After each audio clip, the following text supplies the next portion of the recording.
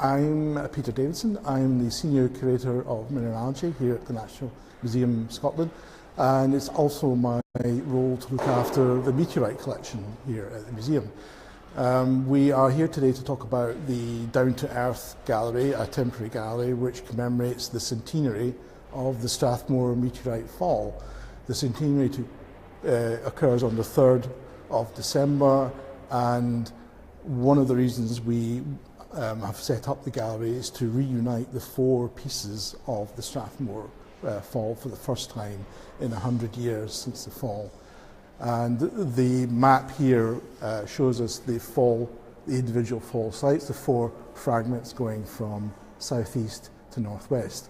And we'll look at each of these fragments in turn, starting here at the Corston and then moving up to the Easter Essenday, which is the last and largest of the 4 pieces. The first fragment we're going to look at is the Corston, 4 days after the other 3 were recovered, and it fell at South Corston Farm, just near Cooper Angus. The fall was nothing unusual, it wasn't observed, and the actual specimen was recovered 4 days later when the gardener was cutting the grass on the lawn and found the specimen on the lawn. The photograph that we see here shows the actual specimen on the grass, and on the right next to it the hole that was made by the meteorite when it hit the ground. The reports at the time say the ground was frozen, so it didn't make that much of a dent, and if it had been later in the year when the ground was softer, it probably would have made a much larger hole. All of the photographs that we're going to see today were taken by Henry Coates. Now, Henry Coates was the curator of the Perth Museum at the time, and it's due to his diligence and his efforts that we actually have such a unique and wonderful record of the photographs, as well as a record of the fall and eyewitness reports. Henry was, as you can see, a rather dapper, splendid chap. He was part of the famous Coates family of Paisley, and he came back from the US where he was born to work at Scotland, setting up the Natural History Museum in Perth.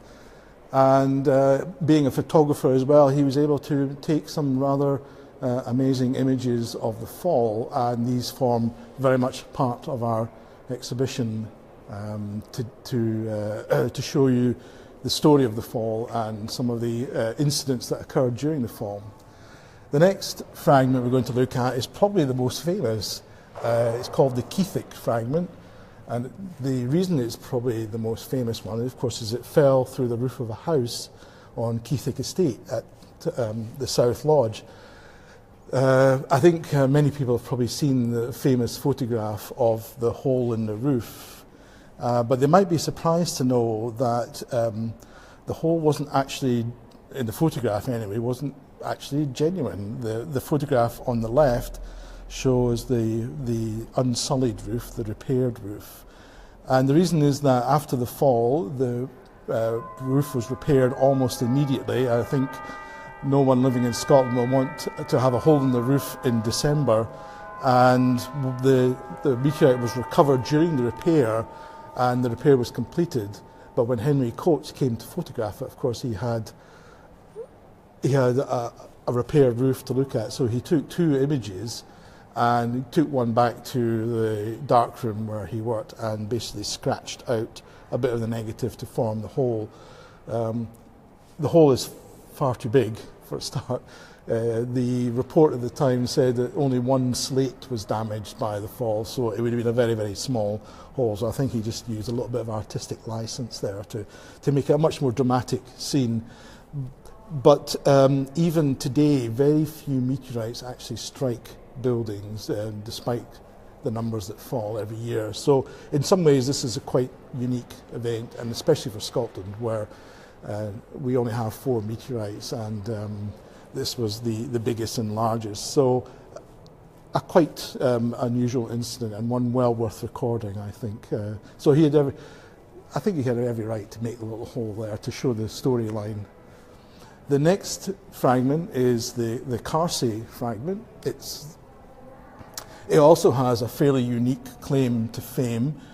It's one of the smaller fragments. In fact, it is the smallest fragment of all.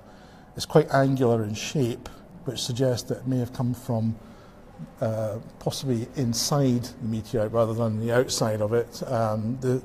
The black crust on the outside is quite thin, so it didn't have long to spend in the atmosphere melting the outside of the crust. But I think the most unusual or most noteworthy aspect of this was actually observed to hit the ground by Mrs. Welsh, who lived on Carsey Farm. The story is that she heard a noise like thunder and went out to investigate. The sky was like a beautiful winter's day, clear and cold with very little cloud, so there was no reason for thunder.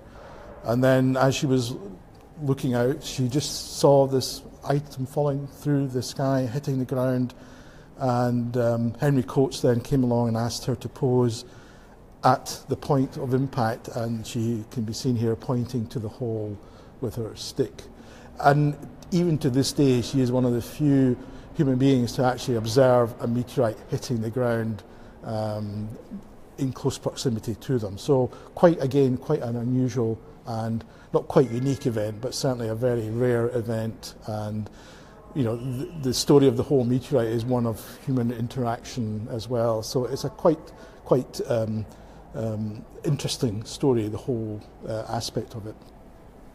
The last fragment that we're going to talk about is the Easter Essendy. It's the most northwesterly of it, and it's also the very largest piece. When it was recovered, it weighed around about just slightly over 10 kilograms. It weighs slightly less than that now because a little bit has been lopped off the corner for research, but it still weighs almost 10 kilograms. It was the largest piece. It was the furthest away from the point of explosion when the meteorite broke up. And although it wasn't observed to fall, farm workers on the Easter Essendy farm noticed that a flock of sheep in the field had scattered. And when they went over to investigate later on to see the reason why they'd scattered, they found, the meteorite, but also they noticed the very large hole in the ground that it made.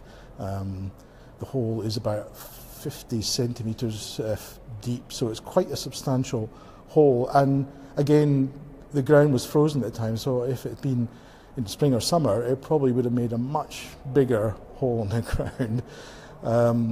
No sheep were harmed in the making of this video, by the way. They all escaped unscathed. I think one of the other things to note is that in gathering together the information about this, Henry Coates was keen to get people's views on it and what they saw from the ground.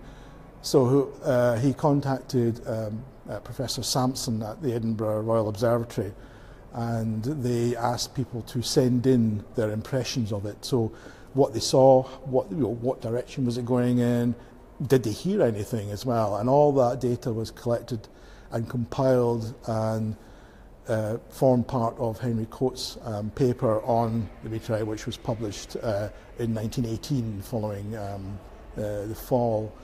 And it's a very early example, I guess, of citizen science, asking people to write in with what they have actually seen and observed to form part of a scientific study which was published later on. And as I say, we're really proud to be able to put this exhibition on, marking the centenary, and also to be able to reunite the four pieces for the first time in 100 years. And we would love people to come along and view it, and maybe to give their impressions, much like the people 100 years ago gave their impressions of the fall of the stone.